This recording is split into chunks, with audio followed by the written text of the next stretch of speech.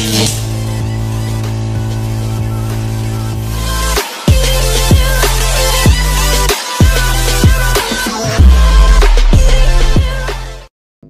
আলাইকুম। আজকে আমি আপনাদেরকে দেখাবো নিউ ডকুমেন্ট সম্পর্কে।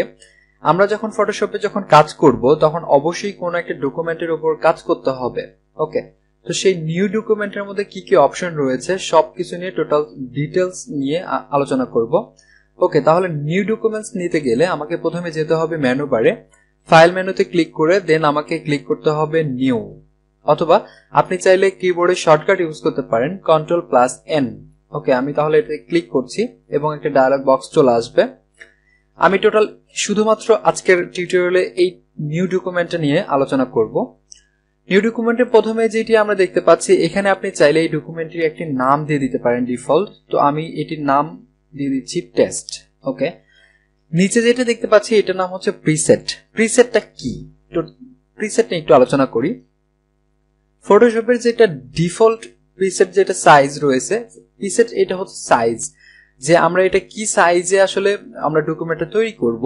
ওকে, তো এখানে দেয়া আছে ইউএস পেপার, ইন্টারন্যাশনাল পেপারের মধ্যে যদি আমরা ক্লিক করি দেন আমরা দেখতে পাচ্ছি নিচে সাইজ চলে এসেছে।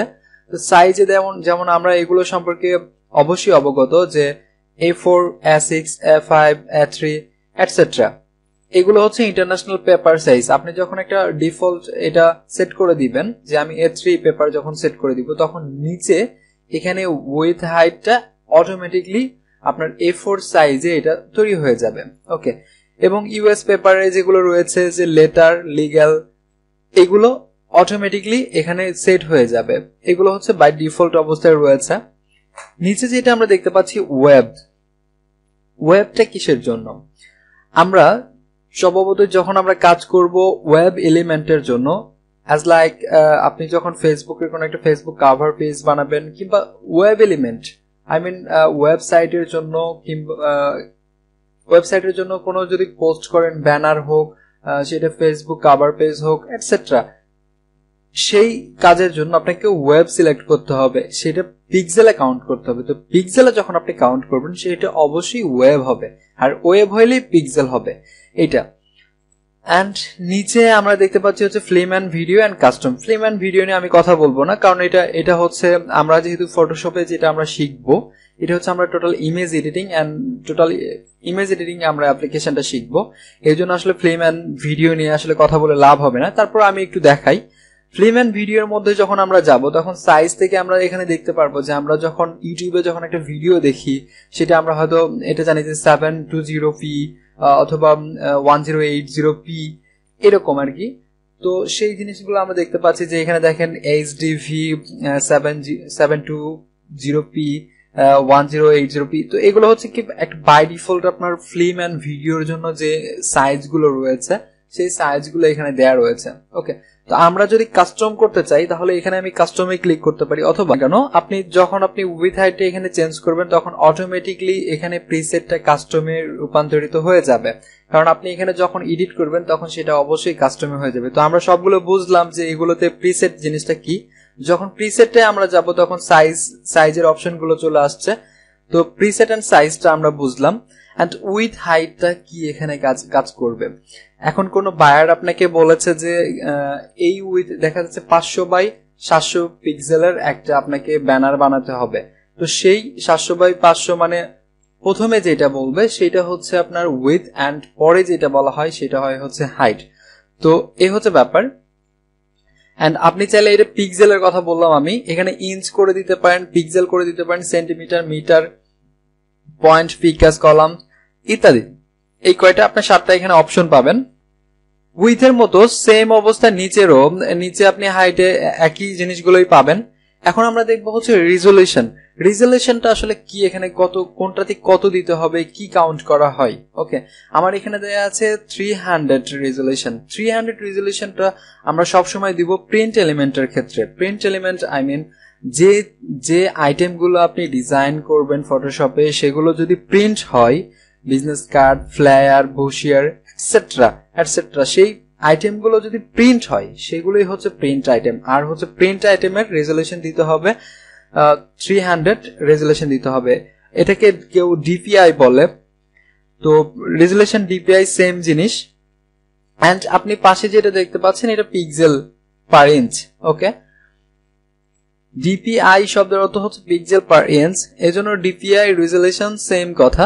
ওকে, এন্ড এখানে কালার মোড, কালার মোডটা হচ্ছে, এখানে কালার মোডটা নিয়ে একটু আলোচনার বিষয় রয়েছে। Bitmap, grey scale, RGB, CMYK and lab colour, কোন কালারটা আপনি কোথায় ইউজ করবেন। ওকে, আমি বিটম্যাপ এন্ড গ্রে স্কেলটা আমি যখন কাজ করে দেখাবো আপনাদেরকে, তখন এই দুইটা নিয়ে আমি আলোচনা করব যে গ্রে স্কেলটা কেমন হয় এন্ড বিটম্যাপটা কেমন হয়। ওকে, বিটম্যাপের আগে যদি আমি গ্রে স্কেলটা নিয়ে যদি কাজ করে দেখি, দেখেন আমার এটা গ্রে স্কেল রয়েছে। এখন আমি যদি এইটাতে ওপেন করে কোন একটা ইমেজ যদি এখানে নিয়ে আসি, সেটা যদি কালার ইমেজ হয়, সেই গ্রে স্কেলের উপর নিয়ে আসলে হোয়াইট এন্ড ব্ল্যাক হয়ে যাবে। তো এটা হচ্ছে গ্রে স্কেলের কাজ, হোয়াইট এন্ড ব্ল্যাক করা। এন্ড আরজিবি যেটা মুড, আরজিবি মুডটা হচ্ছে যে red, green, blue. Red, green, blue, এই আরজিবিটা আমরা ইউজ করব কোথায়? যখন আমরা কোনো ওয়েব এলিমেন্টে কাজ করব। আমি প্রথমেই আপনাদেরকে ক্লিয়ার করেছি ওয়েব এলিমেন্টটা কি। তো আমরা যখন ওয়েব এলিমেন্টের জন্য কাজ করব, তখন সেটা অবশ্যই আরজিবি মুডে থাকতে হবে যেটা। এন্ড সিএমওয়াই কি মুডটা কি? সিএমওয়াই কে মুডটা হচ্ছে সায়ান, ম্যাজেন্টা, ইয়েলো এন্ড কি ব্ল্যাক। কে ফর কি ব্ল্যাক। ওকে, তো এইটা আমরা কখন ইউজ করব? এটা যখন যে কোনো প্রিন্ট এলিমেন্টের ক্ষেত্রে আমরা যে প্রোডাক্ট গুলো আসলে প্রিন্ট করব ফটোশপে এডিট করার পর, ফটোশপে ডিজাইন করার পর, সেই জিনিসগুলো আমরা করতে চাইলে তখন প্রথমেই আমাদেরকে ডকুমেন্ট সেট আপ করার সময় অবশ্যই এখানে সিএমওয়াই কে নিতে হবে এন্ড এখানে 300 ডিপিআই নিতে হবে। এটা হচ্ছে প্রিন্ট এলিমেন্টের ক্ষেত্রে। এন্ড আমরা যখন ওয়েব এলিমেন্টের জন্য কাজ করব, সেক্ষেত্রে আমাদেরকে আরজিবি মোড থাকতে হবে এন্ড এখানে 72 রেজুলেশন থাকতে হবে। এন্ড আমরা কালার মোডের পাশে যেটা দেখতে পাচ্ছি 8 বিট, বিটটা কি? বিটটা হচ্ছে 8 বিট, 16 বিট দেয়া আছে এবং 32 বিট দেয়া আছে। আপনার পিসির কনফিগারেশন যদি অনেক ভালো হয়, সেক্ষেত্রে আপনি চাইলে এখানে 16 বিট ইউজ করতে পারেন, 32 বিট ইউজ করতে পারেন। বিট সমান এখানে বোঝাচ্ছে যে আপনার কালার পিকার এখানে কতগুলো কালার নিয়ে কাজ করবে। তো 8 বিটের মধ্যে হিউজ পরিমাণ কালার রয়েছে, 8 বিটটা এনাফ। ওকে, আর যদি আপনার পিসির কনফিগারেশন অনেক ভালো হয়, সেক্ষেত্রে আপনি এগুলো নিয়ে কাজ করতে পারেন, নো প্রবলেম। এন্ড নিচে ব্যাকগ্রাউন্ড কন্টেন্টস, ব্যাকগ্রাউন্ড কন্টেন্টসটা হচ্ছে এখানে 3টা অপশন রয়েছে। আপনি চাইলে এখানে ব্যাকগ্রাউন্ড কালার করতে পারবেন অথবা হোয়াইট এখানে এন্ড ট্রান্সপারেন্ট। ট্রান্সপারেন্ট যখন দিবেন, আমি এটা একটু ওকে করে দেখাই, তখন এরকম ট্রান্সপারেন্ট হয়ে যাবে। ওকে, আমি আবারও নিউতে চলে আসছি। ওকে, তো এটা হচ্ছে, আবার আমি যদি হোয়াইট করে দিই তাহলে এটা সেম অবস্থা, ব্যাকগ্রাউন্ডটা শুধুমাত্র হোয়াইট হয়ে যাবে। তো এরকম। এন্ড অ্যাডভান্সের মধ্যে 2টা অপশন রয়েছে, এটা হচ্ছে অ্যাসপেক্ট রেশিও এন্ড হচ্ছে কালার প্রোফাইল। কালার প্রোফাইলের মধ্যে এসআরজিবিটা বেশি ইউজ করা হয়। SRGB that's mean super RGB. And অনেক